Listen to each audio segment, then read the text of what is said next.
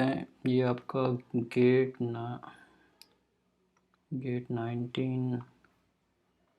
1992 में आया है। तो इसमें इन्होंने एक स्केड्यूल दिया है, फिर ये इसने ऑप्शन दिए हैं क्या ये स्केड्यूल सीरियलाइज है या नहीं, ये पूछ रहा है।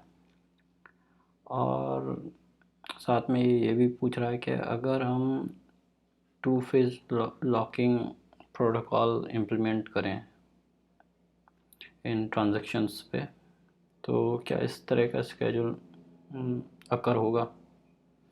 तो पहले इस स्केड्यूल को डिवाइड कर देते हैं ट्रांजैक्शन में। तो इससे हम कह देते हैं ये हमारा हो गया T1 ट्रांजैक्शन और इससे कह देते हैं T2 ट्रांजैक्शन। ओके, अब हम इसमें चेक करते हैं सीरियलाइज कि ये जो स्केड्यूल बना है ट्रांजैक्शन T1 और T2 का, क्या ये सीरियलाइजेबल है।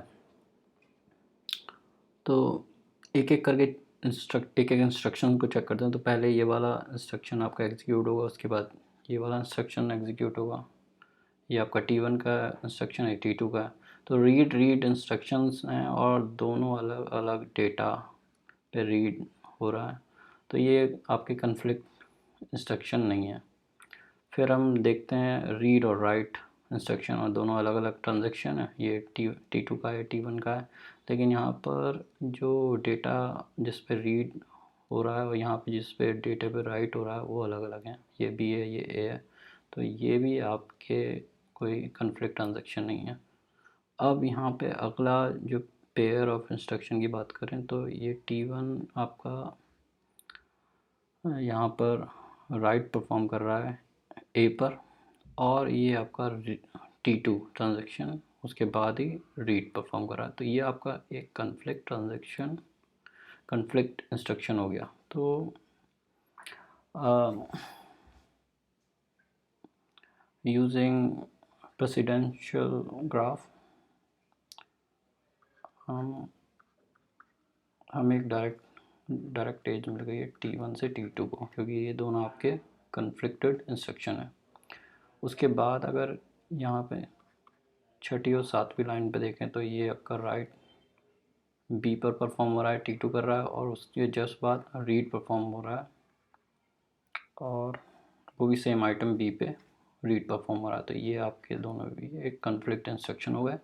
तो एक और एज हमें यहाँ पे मिल गई जो T2 से T1 पे जा रही है। तो यहाँ पर हमें एक साइकिल डिटेक्ट हो गई हमारे ग्राफ में। तो इसका मतलब है कि हम इसे ये जो T1 और T2 ट्रांजैक्शन है इन्हें सीरियली परफॉर्म नहीं कर सकते, क्योंकि ये T1 के बाद हमें T2 पे आना है, T2 से हमें फिर से T1 पे जाना है। तो हम कह सकते हैं कि ये जो स्केड्यूल है ये आपका सीरियलाइजेबल नहीं है। तो A और B आपके एलिमिनेट हो गए, क्योंकि ये कह रहे हैं कि ये सीरियलाइजेबल है। उसके बाद हम बात करते हैं कि अगर इन ट्रांजैक्शन पे, मैं थोड़ा सा रेज कर देता हूँ मैं,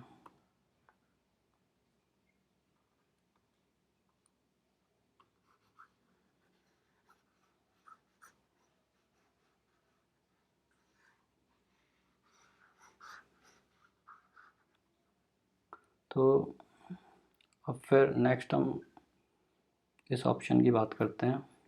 तो अगर हम इन ट्रांजैक्शन पे टू फेज लॉकिंग लगाएं, तो क्या इस तरह का स्केड्यूल अकर हो सकता है। तो पहले चेक कर लेते हैं टू फेज लॉकिंग होती क्या है। तो अगर हम बुक के हिसाब से देखें तो टू फेज लॉकिंग में हमारे दो फेज़ होते हैं, एक तो ग्रोइंग फेज़, एक होता है श्रिंकिंग फेज़। ग्रोइंग फेज़ में आप सिर्फ लॉक एक्वायर कर सकते हैं, रिलीज़ नहीं कर सकते हो। आप ऑब्टेन कर सकते हैं but you can not release the lock, और ये स्टार्टिंग फेज़ होता है ग्रोइंग फेज़। उसके बाद ट्रांजैक्शन आता है आपका सेकंड जो फेज़ होता है श्रिंकिंग फेज़। उस फेज़ में क्या है, ट्रांजैक्शन लॉक को रिलीज़ करता है और उसके बाद वो एक्वायर नहीं कर सकता। तो मतलब ये है कि ट्रांजैक्शन जो है स्टार्टिंग में लॉक एक्वायर करेगा और लॉक एक्वायर करता जाएगा, उसके बाद लास्ट में जाके वो रिलीज़ करता जाएगा लॉक। तो ये आपका हो गया ग्रोइंग फेज़ और ये हो गया आपका श्रिंकिंग फेज़। एक एग्जांपल भी आपको दिखा देता हूँ इस तरीके का। जैसे ये ट्रांजैक्शन T3 है, तो पहले इसने B पे लॉक एक्वायर किया, फिर यहाँ पे उसने अपडेट किया, फिर लॉक उसने A पे एक्वायर किया, फिर यहाँ पे अपना काम किया। तो इतना जो हो गया ये आपका हो गया ग्रोइंग फेज़, और फिर उसने यहाँ पे रिलीज़ का काम किया, तो ये आपका हो गया श्रिंकिंग फेज़। तो इस तरह की प्रोटोकॉल होती है 2 फेज़ लॉकिंग प्रोटोकॉल। तो अगर हम यहाँ पे इन ट्रांजैक्शन पे 2 फेज़ लॉकिंग लगाएं, तो यहाँ पे हमें लॉक ए को लॉक करना पड़ेगा, और फिर हमें यहाँ पे हमें लॉक करना पड़ेगा बी को, और यहाँ पे फिर अनलॉक करना पड़ेगा, रिलीज़ करना पड़ेगा ए को, और फिर रिलीज़ करना पड़ेगा बी को। इसी तरह से यहाँ पे हमें लॉक करना पड़ेगा बी को, और फिर लॉक करना पड़ेगा ए को, यहाँ पे हम रिलीज़ करना पड़ेगा ए को और रिलीज़ बी। ट्रांजैक्शन T1 पहले एग्जीक्यूट हो गया था, तो इसने लॉक एक्वायर कर लिया ए का। फिर ये आपका रीड कर रहा है, यहाँ पे ट्रांजैक्शन T2 ने लॉक एक्वायर किया बी का, और फिर ये वाला इंस्ट्रक्शन भी एग्जीक्यूट हो गया, रीड बी। उसके बाद ट्रांजैक्शन T1 में ये वाला परफॉर्म होता है राइट ए, और उसके बाद बारी आती है यहाँ पर ट्रांजैक्शन T2 में T2 को ए रीड करना है। तो यहाँ पर क्या होगा आपका, ये पॉसिबल ही नहीं हो पाएगा, क्योंकि T1 ने पहले से ही लॉक एक्वायर कर रखा है यहाँ पर, और वो सबसे लास्ट में जाकर ही रिलीज़ करेगा श्रिंकिंग फेज़ में। तो ये जो स्केड्यूल है वो कभी पॉसिबल ही नहीं होगा कि अगर वो यहाँ पर 2 फेज़ लॉकिंग भी लगाई जाए T1 और T2 में, तब भी ये जो स्केड्यूल है, जो गिवन स्केड्यूल है, वो अकर ही नहीं होगा।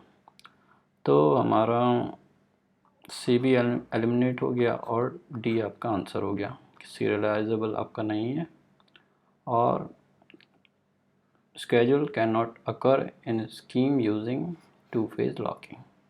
Thank you.